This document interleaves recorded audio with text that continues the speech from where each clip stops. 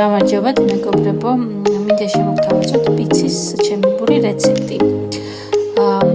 აქ გამოვიყენე ცომი, რომელიც არის ჩვეულებრივი პურის ცომისთვის განკუთვნილი ცომი. ცალკე პიცის ცომს სხვა ვიდეოში შემოგთავაზებ. ამ შემთხვევაში, როდესაც გაქვთ ცომი, შეგიძლიათ გამოაცხოთ პიცა ჩვეულებრივი პურის ცომისგანაც. ამ შემთხვევაში გავუკეთებ პირველ ფენად პომიდორი. ახლა ცოტა აგიხსნით, როგორ გავაკეთოთ პომიდორის соуსი. ესე იგი, ჩვეულებრივი პომიდორი, რომელიც იყიდება მაღაზიებში, შევურიოთ ცოტაოდენი ზეითუნის სეთი, მარილი, პილპილი და ორეგანო. და აი ამას ყველაფერს ცოტაოდნავ წყალით დავუმატე, ყველაფერი ერთად გადავურიე და შემდეგ მოვათავსე გაბრტყელებულ ცომზე და გადავანაწილე ყველგან თანაბრად, აი ასე, ჩოთქით, ყველგან წავუსვერთ. ეს იქნება პირველი ფენა ცომზე.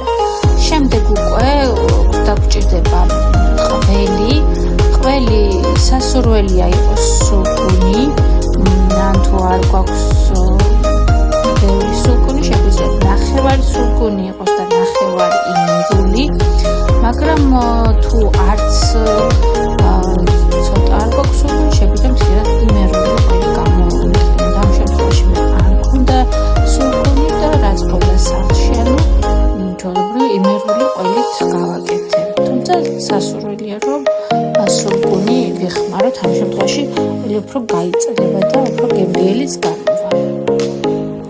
ესეც მეორე ფენა და შემდეგ უკვე ზემოდან მოვათავსოთ დაჭრილი სალია. შეგიძლიათ სხვა მაგალითად ვიჩინა, სოკო ან სხვა რაღაცა მოვათავსოთ, რაც გაქვთ. ამ შემთხვევაში მე გავაკეთებ კლასიკურ პეპერონს, მხოლოდ ცეხვით. ესე დავალაგებ დაახლოებით 20 ნაჭერი, თხელი ნაჭრები მოვათავსე და მთლიანად შევავსე პიცა.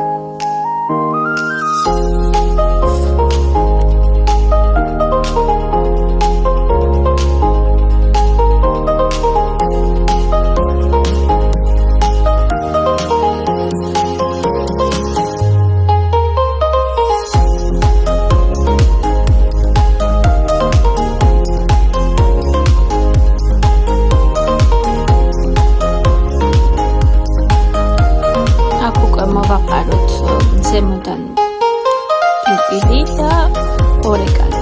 ან შეგიძლიათ არც მოვაყაროთ, თუ არ გიძლიათ ცხარე. შემდეგ უკვე შეგიძლიათ მაიონეზი გამოიყენოთ. ამ შემთხვევაში მე არ ვუკეთებ მაიონეზს. აქ უკვე ძეხვი დავჭერი უკვე მეორე გუნდისთვის, ესეც მეორე გუნდი, მეორე პიცა გავაკეთე, სანამ პირველი გამოცხებოდა. ესეც უკვე გამომცხვარი პიცა. ესე გამოიყურება უკვე გამზადებული.